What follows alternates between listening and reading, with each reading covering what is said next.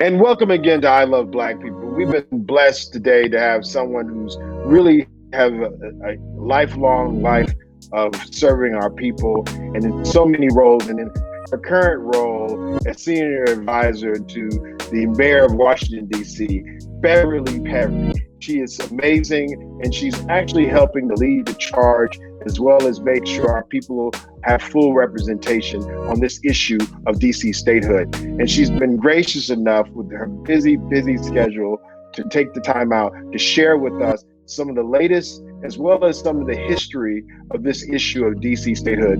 And we're so grateful for us to join her today.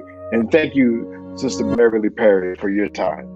Today's episode of I Love Black People on Howard University Radio Voices on Sirius XM 141 is brought to you by The Global Green Book, a Black Survival Guide, The Global Green Book 2020, the Healthcare Edition, which identifies Black-friendly and Black-owned healthcare providers worldwide. A Black Survival Guide highlighting places across the globe for Black people, The Global Green Book, available on Amazon and iloveblackpeople.com. Special thanks to Banneker Communities. Oh, thank you for having me.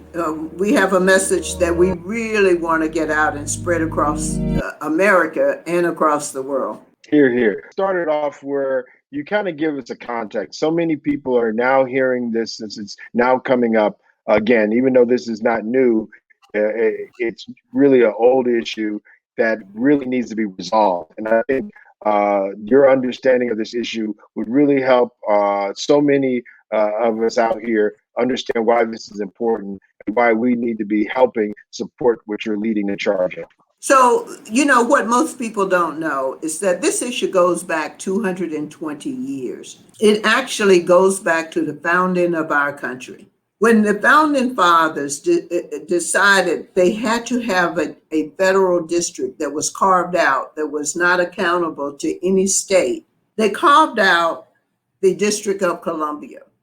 What they didn't realize is that at the time that there would be permanent inhabitants here. And those permanent inhabitants would be disenfranchised.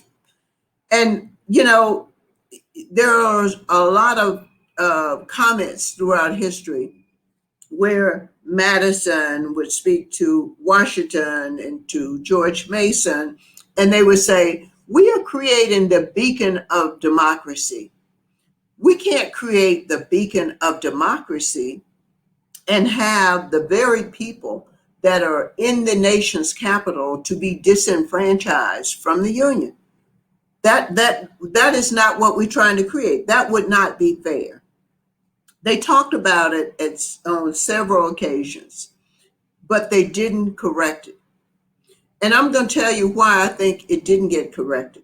So in 1790, when they decided that the federal district would be the District of Columbia and be in Washington, D.C., it took 10 years to build. So in 1801, when the move from Philadelphia to Washington, D.C. occurred, the Congress enacted the Organic Act. That Organic Act is what disenfranchised people, 1801. That's why we go back 220 years. In 1862, when President Lincoln freed the slaves, he freed the DC slaves first, months before he freed other slaves. When he freed the DC slaves, the Black men in DC could vote. They had created a local government, and the Black men could participate in that local government. And so Black men started to participate in the government, and there were some Black men elected to that local government that had been created. And then the Congress said, oh no, we can't have those Black people participate in the government.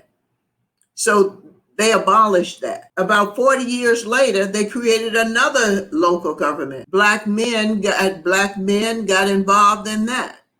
They abolished that again. And so Black people didn't have anybody to vote for, not a single person to vote for until 1960. Just imagine, 1960, a bill passed a Congress to give Black people the right to vote for president. Now, thinking about your citizenship, we have three branches of government. We have the executive, we have the judiciary, and we have the legislature.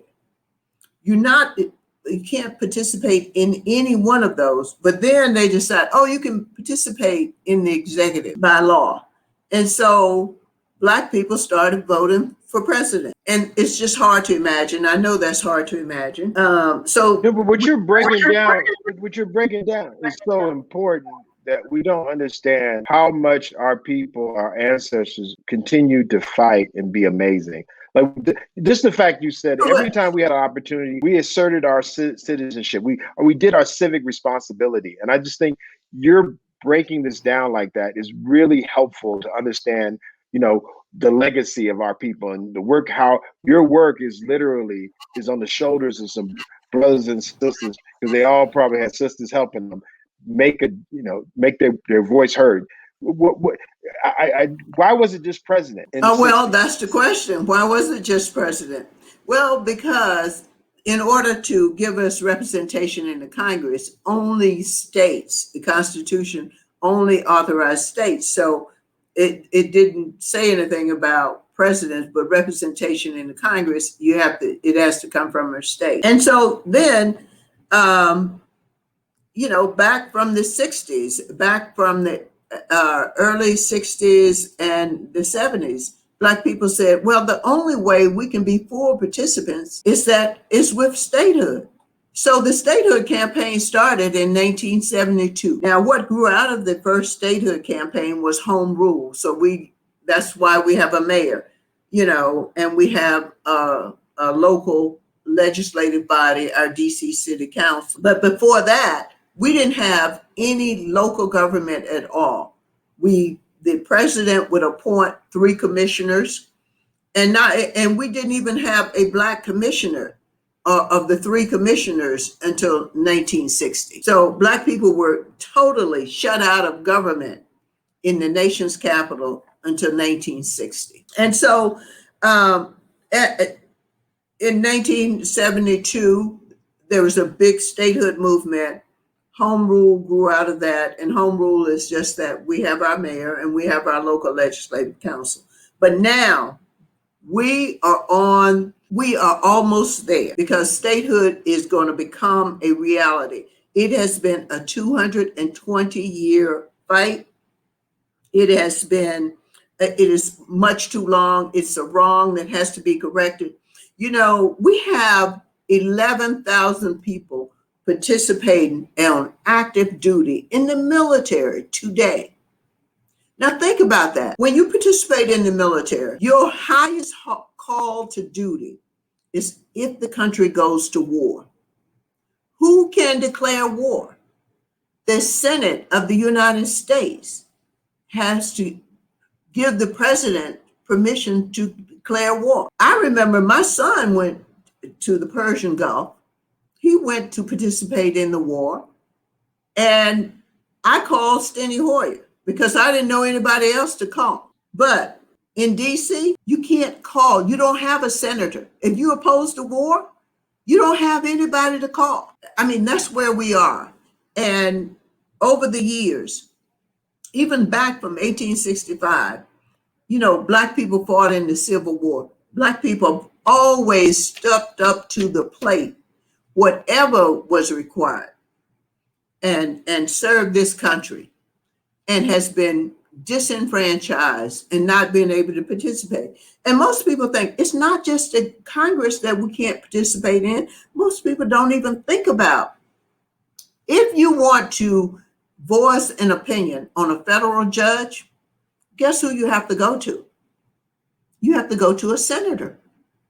The senators are the people that approve federal judges.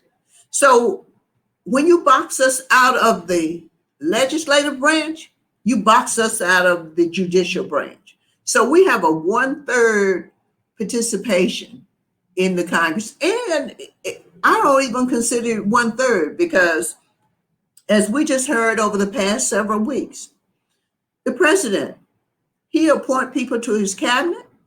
Guess who approves them? The Senate. So what little piece we have in voting for president is so small. It is not equitable. And we believe that the only reason, and as a matter of fact, there are references throughout history where the senator from Alabama says, "Oh no, what about those colored? We can't have those colored people participate. We can't have those Negro. We have a Negro problem. If you correct this wrong that disenfranchise those people, you're gonna have a Negro problem." Well, they may have called it a Negro problem in the 30s, but we call it a constitutional problem today.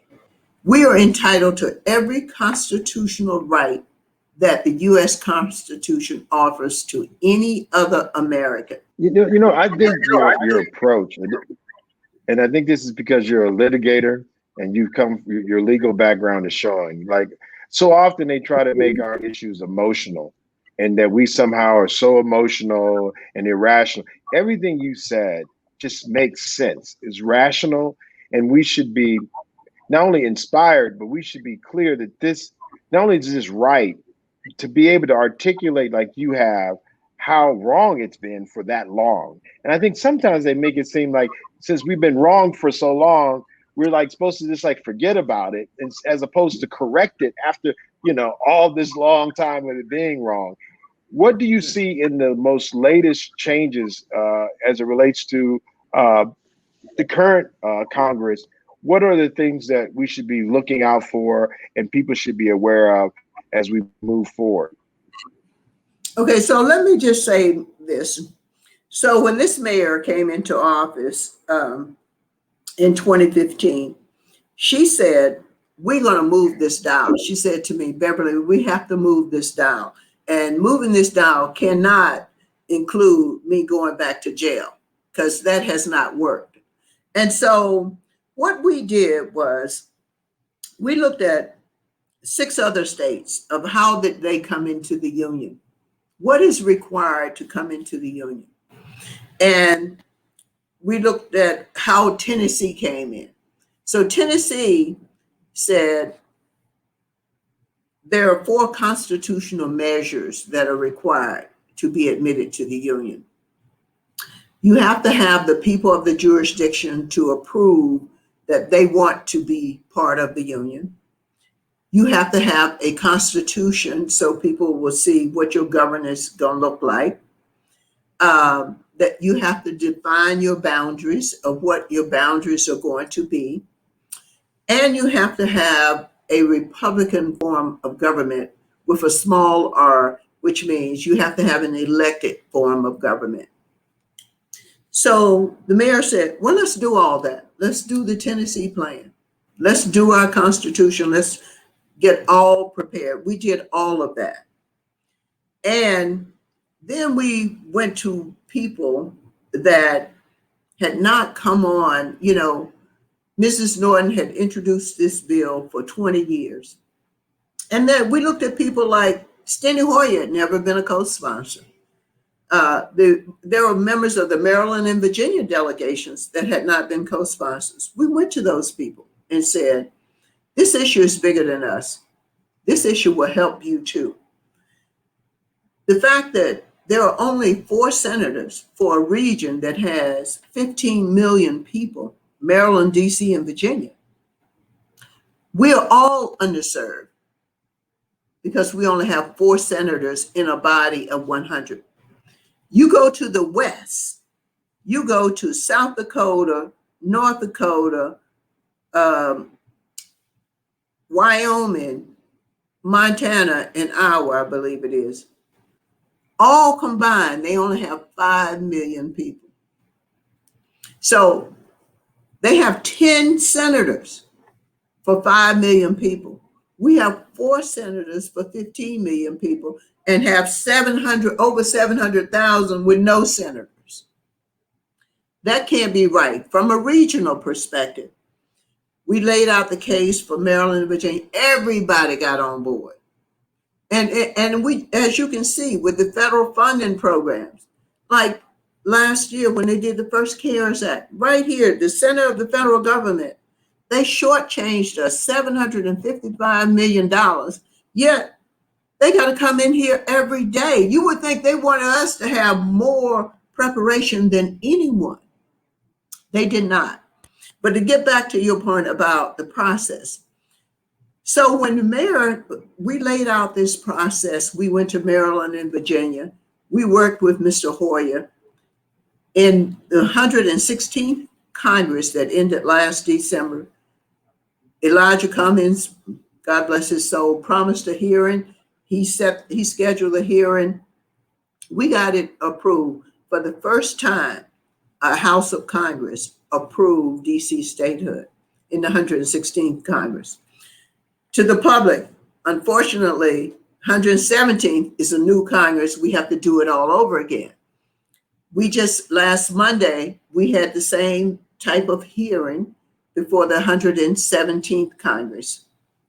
The House has to take it to the floor and get a vote there. But at the same time, if you look at Mr. Schumer's Twitter account, you look at his social media, he is very much on board. He is active. We are also talking to his office. Last week, I spent like an hour on the phone with his office. They are planning to move this. Now, I don't know. Don't ask me about the filibuster. I don't know if he's planning to move it because he plans to get rid of the filibuster. I don't know if they plan to vote that this is not a filibusterable issue, but I do know the Senate is very much on board and they're planning to move DC statehood forward. The White House, the president's press secretary has said on 2 occasions, President Biden is supportive of DC statehood. We are going to work with the White House. We want to get them a little bit more active, but we know that we have the willingness, we have the support of the President of the United States, the majority leader of the Senate, and of course, the Speaker of the House and the House. If we can't get this now, we will never get it. And we cannot have an America that stands for freedom and free association for everyone and not have the people in their very own nation's capital. The only nation's capital in the world that have the people that are living in the nation's capital that are disenfranchised from the process. Oh, wow. So Paris, if you look at other countries, is like Paris and other capitals, they all vote with full representation. They have full participation in their government. Okay, and so with the Senate and with I guess that might be the more difficult. Are there any, I guess, so the Senate bill has to be signed by the senators. Are there any people who've been holding out that the people need to know their names so they can call their senators in that particular committee? Or is there any, at this point, what are some of our listeners, and we got some activists out there, they want to be active, they want to be down, they with you, Sister Perry, they want to be helpful. What do they need to do? Well, let me tell you, I'll tell you who I need. I need Arizona. They have 2 Democratic senators. I need both of them. Okay. I need West Virginia, Mr. Manchin. All right, Mr. Manchin, Mr. Manchin, we need you now. Come through for this democracy. We need Mr. Manchin in West Virginia. Right. Go ahead. We need Mr. Hickenlooper from Colorado. Okay. The Democrat. We believe he's going to come our way, but we need him to come on board. Come on board. We need Maine. We need Senator King. He's an independent, but he aligns himself with the Democratic Party. We need him to come on board. All right, Senator King, come on board. We have 44 co-sponsors in the Senate. We need 6. We need the other 6. Okay, I think that's a good start on that. What are the things that people can do? Are there any websites? When you're talking, like I hope you do your own. You need to do your own program or do an institute where you teach little black and brown babies. The way you're approaching the law and the Constitution, you're talking to us in a plain way, very complex things. And I'm saying we need more of that for our folks who, because folks get upset, they don't know what to do. They need to understand how this thing at least works. Even if you disagree, know how it works. And I think the way you've put history with the actual process, I think is very helpful. And I think, I remember, I don't know, look, you're probably younger than me on this, but they used to have this little like Schoolhouse Rock where they say, I'm only a bill and I'm sitting on Capitol Hill. Like if there was a way to do like a little cartoon showing folks how DC was created, what were some of the things, and kind of go through, even if it was like a less than 2 minute cartoon showing like everything you said, just makes for good like imagery. What are the places we can go to, either websites, organizations? Where can we go to show our support and do what we can in this struggle? Well, and one other senator we need Senator Sheehan from New Hampshire. So let me tell you, so the way that you can show your support in this struggle is email, text, call those senators and tell them to get on board. Especially Mr. Manchin, especially two senators in Arizona. You know, all of those senators I just mentioned, ask them to get on board. But, you know, if you want to read about what we are doing, we have DC statehood.gov and dcstatehood.gov, and you can see we put all of the history out there. Our Constitution is on there. All the work that we've been doing for the past 6 years is on our website. And let me just say this. And over the course of history, and I mentioned to you that that the Congress created a local government, then abolished it because Black people were participating, created another one, abolished it, and then we became Chocolate City. So, All right, Chocolate City. Shout out Chocolate City. Everybody knows about that. And we were majority Black. We are no longer majority Black, but we're about 47% Black. And all the arguments have been, you know, you're too poor, you know, you all can't keep your finances together, you're too liberal, you're too Democrat. And the thing that is most insulting is when they talk about our finances. For 25 years, we have balanced our budget. We're one of the few jurisdictions in America that has a AAA bond rating. AAA bond rating, okay? And in addition to that, we pay more taxes than 22 other states. And we pay the highest taxes per capita than the people in any state in America. So we serve in the military. We do our share. We pay our taxes. You know, we do all the things that the Constitution requires, that citizenship requires. We do all those things.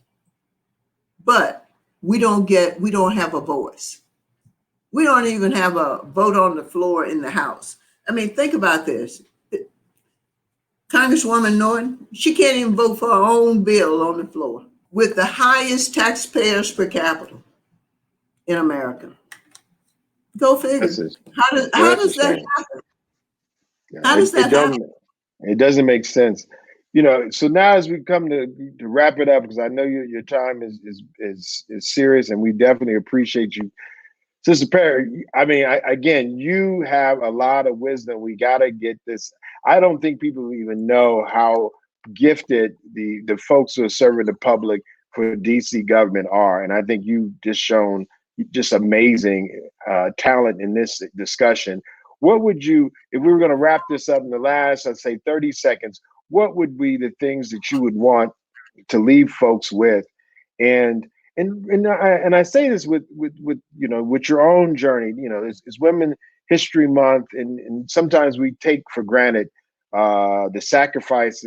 You know, you even brought up your son, and the sacrifice that many women professionals take, who've broken so many glass ceilings, who go in so many rooms where they may not even knew there was going to be a black woman in the room, and you in there, and I'm clear that you pound for pound been in them rooms doing what you're supposed to be doing, representing us, and we couldn't say thank you then because you was in those rooms. But if I can say anything, thank you, sister. We're not going to wait to give you your flowers. We know what it took for you to get here.